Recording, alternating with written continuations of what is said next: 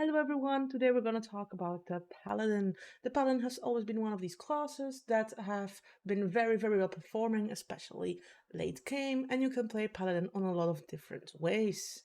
You can play them as a more healing Paladin, as a more tanky Paladin, or you can also play them as a more fightery Paladin, depending on what you prefer, and on depending also on which oath you chose. Now, let's go over what is going to change in a new 2024 version. First up, at first level, there are already a lot of nice changes. First off, the lay on hands is now a bonus action. This is very nice, especially in combat, and it also no longer affects disease, but it does affect constructs and undead. So seeing it as there are quite a lot of construct and undead races that can be used, this is quite normal, I think. And I really like the changes to the disease because, in my opinion, if you had a paladin of level 1 that can remove any disease, there wasn't a lot of reason to have narrative problems like plagues or diseases or infections, and so it could feel a little bit cheap to go that way. Spellcasting, they will have spellcasting at level 1. This is very nice, and they'll have a set number of prepared spells, so it will no longer depend on your charisma, which is nice if you want to play a more attacking paladin. This will mean that you're not limited in your spells. You will get weapon mastery for 2 weapons, seeing as this weapon mastery is becoming something that they really want to push forward in every class.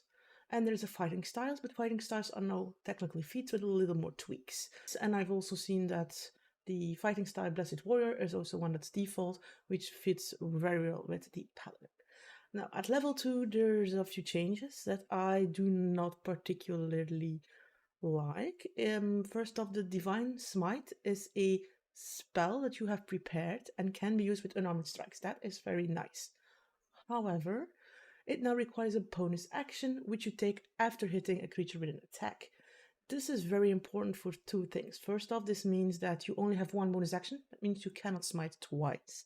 It also means that if you hit a natural 20 on your attack, it will not affect your smite. This means that effectively you could, before hit a character or a creature, hit an attack, you were lucky, it was a crit, and then you say, alright, let's put in a good smiting. Now you will no longer have this. It will also mean only one smite, and it will be also important to not have used up your bonus action before. This does mean that you are also limited when it comes to healing, your lay on hand, or a potion, because then that means you will no longer be able to smite. This feels like quite a big nerf for the paladin, because this is what the paladin was known for, and that is the smite. Well, they do get the weapon mastery, and that does help a little bit to balance things out, but I much prefer to have more smiting than more weapon masteries. It feels very as if everything needs this control, this weapon mastery. Alright. The channel divinity can now be used twice before short or long rest. This is excellent because the channel divinity was always starting at 1, then again with 2, and now I know it will go up to 3, so this is very good. It also means that your divinity can be used a little bit more than just the one time, and if you have a long day of combat ahead of you, you do not need to wait until the boss if there's something very bad going on, or if there's a creature that's very weak to channel divinity, or a channel divinity that you think might actually work along multiple encounters. This is very well. The Paladin's Divine Sense is now part of the channel divinity. I don't like the fact that they do not say exactly what, because I think that the Paladin's Divine Sense should be something you can still activate. Now it's part of, which means that you can put on when you want, but something that is part of. Alright, we'll go over the subclasses later. Then you have the Fateful Steed at level 5. It's very good. It's 1 free casting per long rest. Fateful Steed is a fine steed spell. It is very good. You should not underestimate as a GM what a fine steed can do of attack, especially if you have mobs. This is 1 more chunk of HP you have to go through, and that is also 1 more attack that you have to know to work on. It also means quite a few movements, but for those that want to go in a mounted paladin, it is very nice that you have the spell prepared and you do not no longer needed it.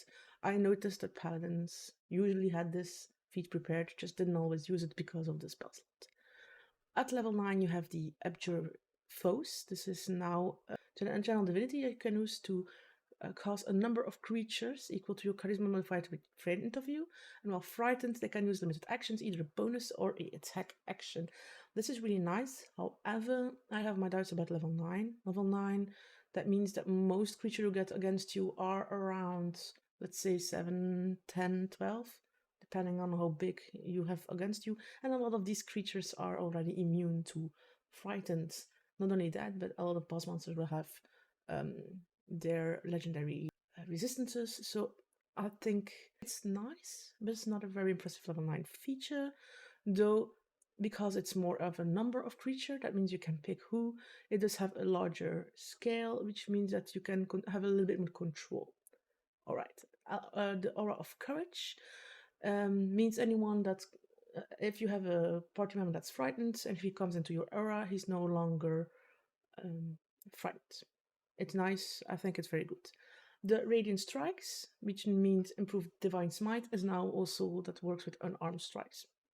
There's some kind of fun weapon mastery of the fist or a monk multiclass, which was not a very interesting multiclass to go on, but as a paladin, I think monk can be very interesting. Then you also have the Restoring Touch, spend 5 H points from lay on hands to remove a condition. This is a level 14 feat. It can also remove multiple conditions. This is, I don't know what they mean with conditions. It can be a lot of different conditions. Is this paralyzing? Is this petrified? I have my doubts about the fact that it's level 14. At level 14, not a lot of campaigns go that far. General campaigns go for around level 12, especially when you have modules. So everything about after 14, usually I go with you will probably not see that. I wonder, you have clerics that are very good. Do you still need a restoring touch? But if you want to help people and you need a little bit more, I think it's quite. The epic boon is one epic boon feat you can choose or another feat at level 19. Like I said, a little bit too late, but it's better than nothing, I guess. But it feels like, well, it needed something at 19, let's just go with a feat. I don't really think that's how you can do the best of it. All right. Now for the subclasses, there will be 4 subclasses. You will have the Oath of Devotion, the Oath of Glory, Oath of the Ancients, and the all-powerful Oath of Vengeance. This was also the favorite of most people.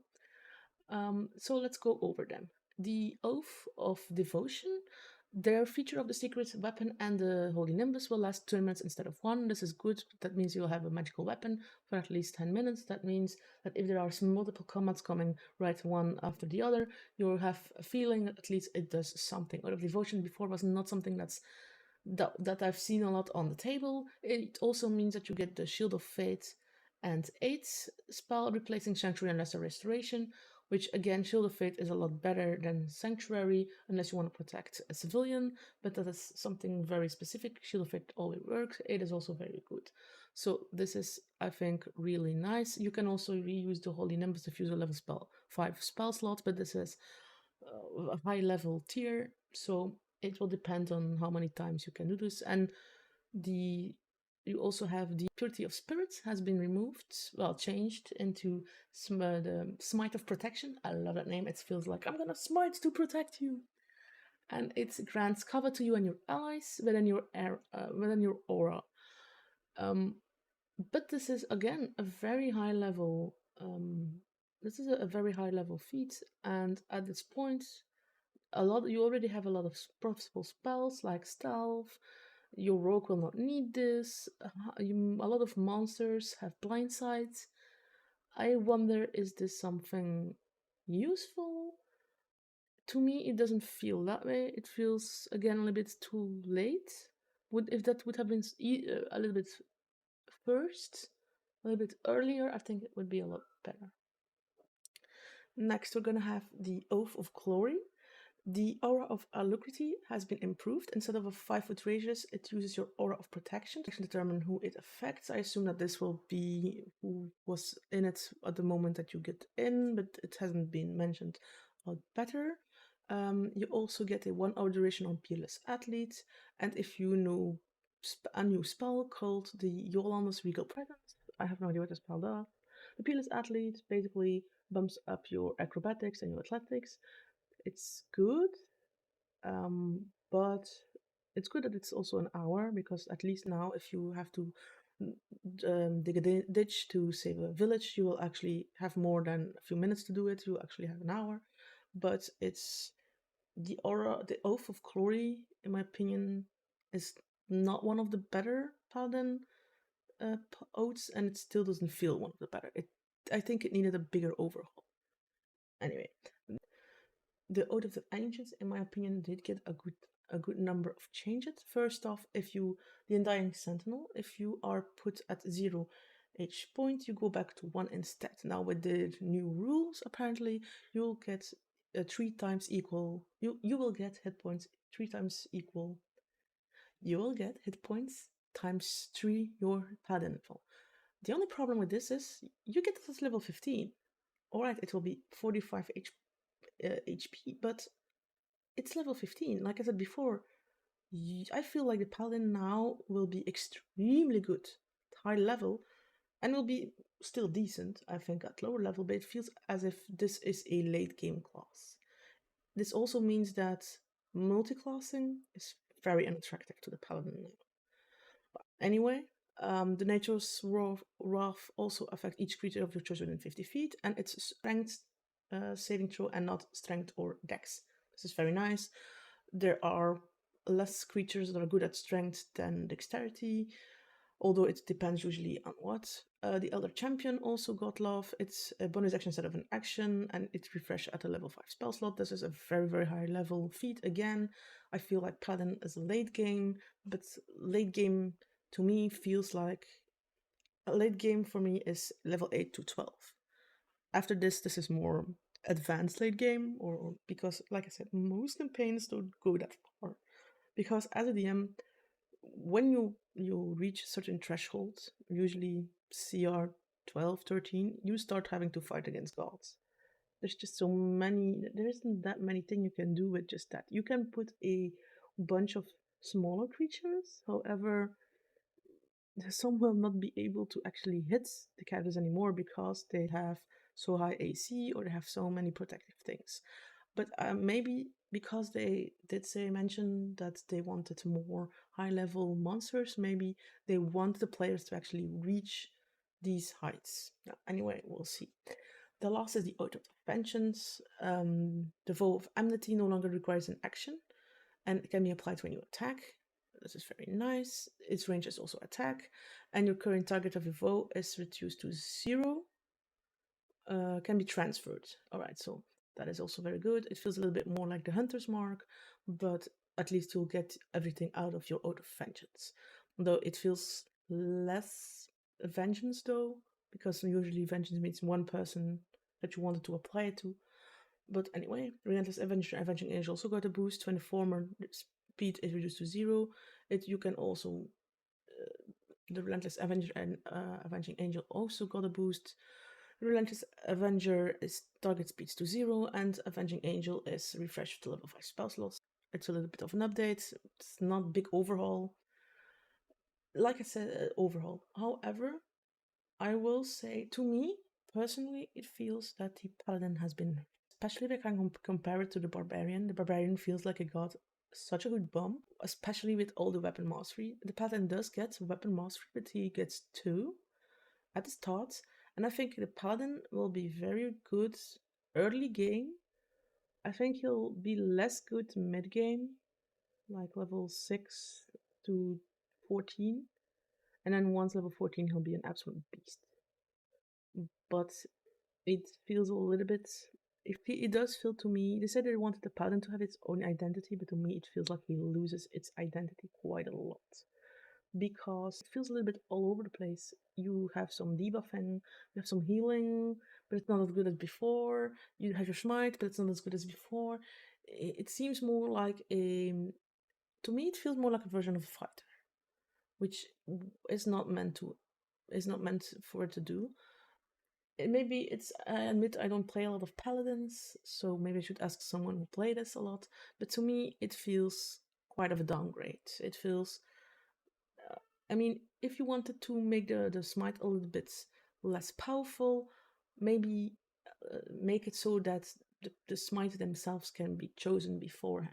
You have spells that are called smites, but most people didn't use them. But if now you say that you can pick which smite you want to use, or you can only use one smite, one specific smite, it's a whole different story. Well, anyway, I've been rambling on for quite a while. I would say thank you for listening. Please like, share, subscribe, and please comment. Tell me what you think about this. Do you agree with me that it's a bit of a downgrade? Do you think that I'm wrong, or am I not seeing things? But please let me know. And like always, bye bye. See you next time.